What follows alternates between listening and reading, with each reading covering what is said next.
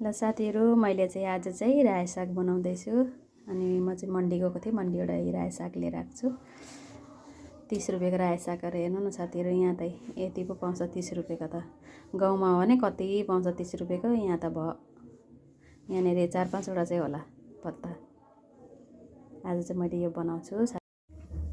ल साथीहरू, म चाहिँ साग छोप्दैछु। सागको लागि चाहिँ मैले सुक्खा खोर्सानीलाई तड्काएँ हो, यसरी। अनि यो खुरिसक्यो, अनि खुरेपछि चाहिँ मैले तपाईँहरू चाहिँ कसरी बनाउनुहुन्छ होइन, मैले त्यसरी बनाउँछु। ल मैले चाहिँ साथीहरू यसरी बनाउँछु साग होइन, तपाईँहरू चाहिँ कसरी बनाउनुहुन्छ होइन।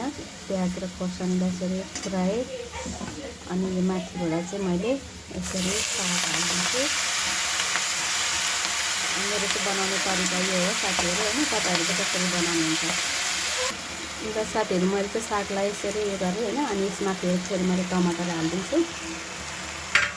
अनि टमाटरलाई चाहिँ अब यो सागहरू यस्तो गरेपछि टमाटर पाक्छ।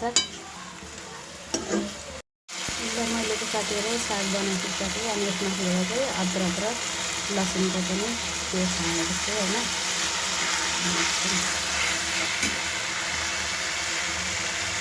साथीहरू, यो चिकन करी बनाएको छु। अनि यता चाहिँ कालो चना आलुको सब्जी मिक्स गरेर होइन।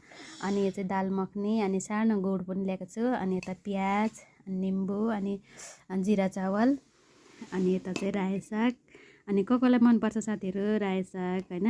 ल म चाहिँ खाना खानु लागेको साथीहरू।